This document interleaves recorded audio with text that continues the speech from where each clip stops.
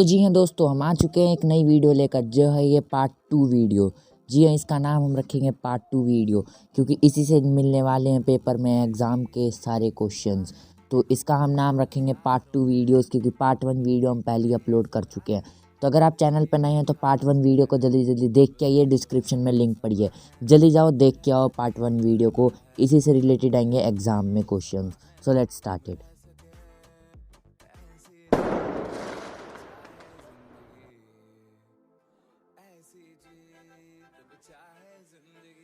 हमने यहाँ तक कर लिया था क्वेश्चन पार्ट 1 में, ये पूरी कंप्लीट कर ली थी, यहाँ से स्टार्ट करना था।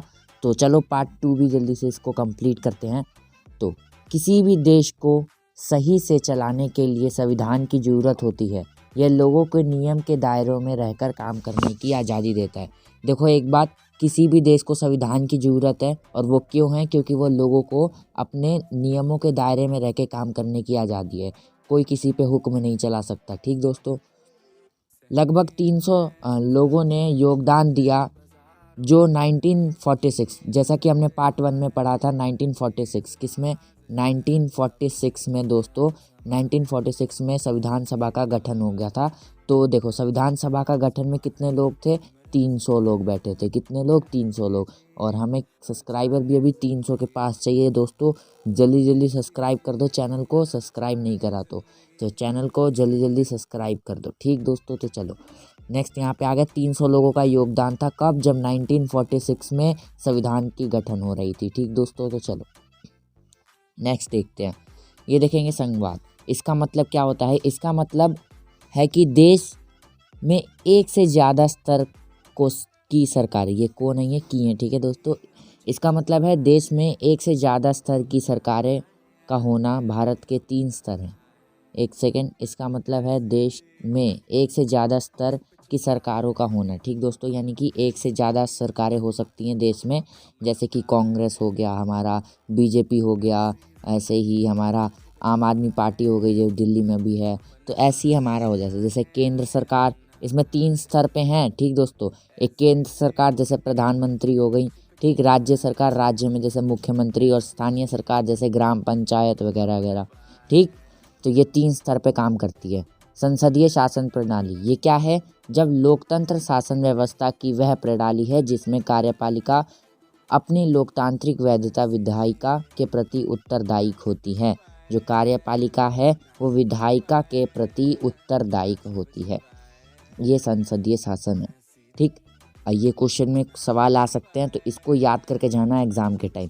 सरकार के सभी स्तरों पर प्रतिनिधियों का चुनाव लोग खुद करते हैं। ठीक दोस्तों, ये तो आपको ही पता है। संविधान के आधार पर सरकार के 3 अंग हैं। कितने अंग हैं? संविधान के आधार पर अगर पूछे तो कितने अंग हैं? 3 अंग हैं। और वो कौन कौन से? विधायिका, कार्यपालिका, न्यायपालिका के। जैसे कि हम ऊपर पढ़ के आ रहे हैं, कि कार्यपालिका है वो विधान पालिका के ऊपर डिपेंड रहता है। तो देखो, जो कानून बनाती है, विधान पालिका क्या है? जो कि कानून बनाती है।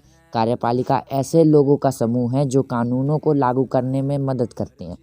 एक तो कानून बनाती है, दूसरा कानून लागू करता है, कार्यपालिका। ठीक, न्याय को देखने वाली वह न्यायपालिका कहलाती है। जो न्याय को देखे, यानी क्या न्याय हो रहा नहीं हो रहा, वो न्यायपालिका कहलाती है।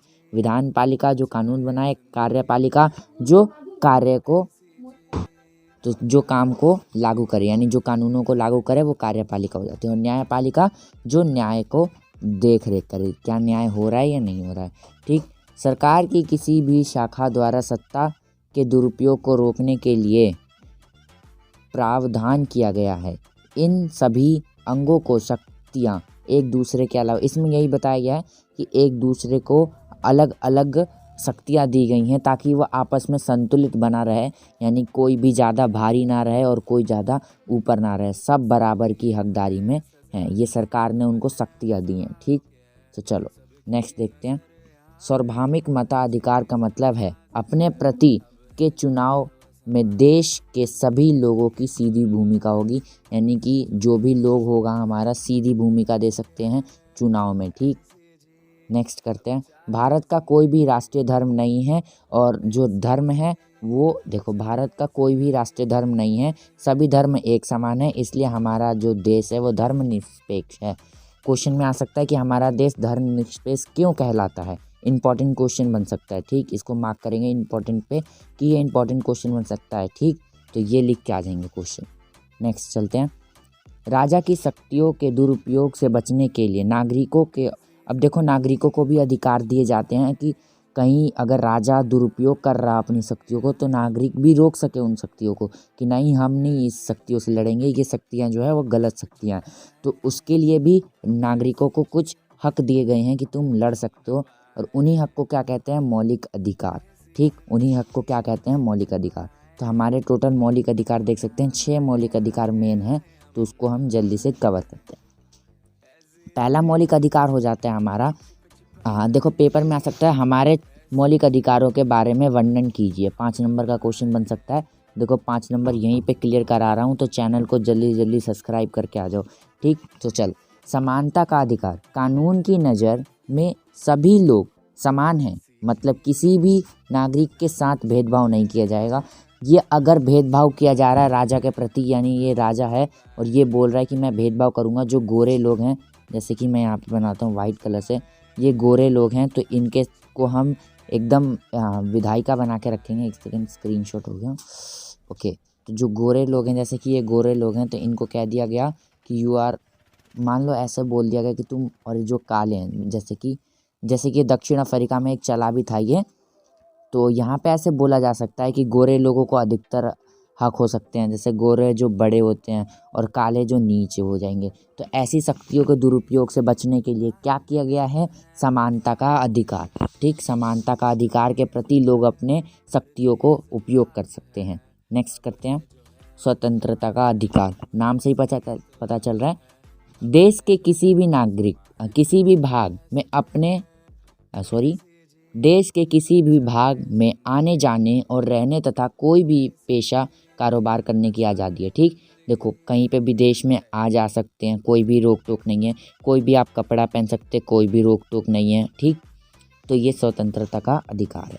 शोषण के विरुद्ध अधिकार, इसमें मानव के व्यापार में 14, अब देखो जो 14+ के बच्चे हैं उन्हीं को देश में व्यापार के लिए काम में यूज़ किया जाएगा, यानी उन्हीं को नौकरी मिलेगी। और जो नौकरी 14+ नीचे वालों को नौकरी में रखता है उसको जेल भी हो सकती है, यानी इसलिए कहते हैं ना पहले 14+ तो हो जाओ तब नौकरी करना, तो 14+ वालों को नौकरी दी जाती है। ठीक, अब देखो कम रूम यहाँ पे लिखा हुआ अपराध है, क्या है ये? अब पूरा अपराध है कि तुमने नौकरी पे क्यों रखा। ठीक, अब आएंगे धार्मिक स्वतंत्रता का अधिकार।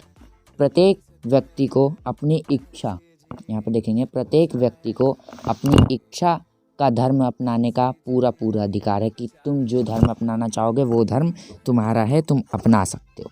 ठीक दोस्तों, अब नेक्स्ट करते हैं, यहाँ पे देखेंगे नेक्स्ट क्वेश्चन। तो नेक्स्ट देखते हैं, तो ये देखेंगे सांस्कृतिक और शैक्षिक अधिकार। तो इसमें क्या है? सभी अल्पसंख्यक समुदाय और अपनी संस्कृति की रक्षा कर सकते हैं, यानी सब अपनी संस्कृति की रक्षा कर सकते हैं। जैसे हिंदू धर्म है वो अपनी संस्कृति की रक्षा कर सकते हैं कि ये हमारा संस्कृति है, इसके मुताबिक ही हम अपना काम करेंगे, तो वो अपनी संस्कृति की रक्षा कर सकते हैं। और सबसे मेन माना जाता है हमारा 6th। अब इसमें क्या कहता है कि जो भी ये नागरिकों के अधिकार हैं, जैसे कि ये सारी नागरिकों के अधिकार हैं, इनको बचाने के लिए, जैसे मान लो कि इन्हीं सारी को हनन होने लग गया कि राजा कह दे कि मैं सबको हनन कर लूँगा, ये जितने भी हैं ये सब हनन कर लेंगे, 5 के 5 हनन हो गए, तो क्या करा जाएगा? ये छठे को कोई भी हनन नहीं कर सकता। देखो ये जो छठा क्वेश्चन है ना, ये छठा, इसको कोई भी हनन नहीं कर सकता, और इसी के विरुद्ध, इसी को उपयोग करके ये 5 को बचाया जा सकता है। तो सबसे मेन अगर पूछ दे कि पेपर में कि सबसे मेन मौलिक अधिकार कौन सा है, तो ये छठा लिख के आना। तो आज के लिए इतना ही, हमारे चैप्टर के नोट्स कंप्लीट होते हैं। तो चैनल को सब्सक्राइब करके जाना, वीडियो को लाइक करके जाना, और अगले चैप्टर की वीडियो चाहिए तो कमेंट में जल्दी बताना। और इसकी प्लेलिस्ट आपको क्लास 8, देखो मैं प्लेलिस्ट का नाम लिख देता हूँ यहाँ पे, आप प्लेलिस्ट में सर्च करना क्लास 8 नोट्स, ऐसे लिखी होंगी, तो उसमें आपको पूरी प्लेलिस्ट मिल जाएगी। और मैं नीचे भी प्लेलिस्ट डिस्क्रिप्शन में दे दूँगा, तो आप चेक कर सकते हो। Thank you for watching, bye bye, take care.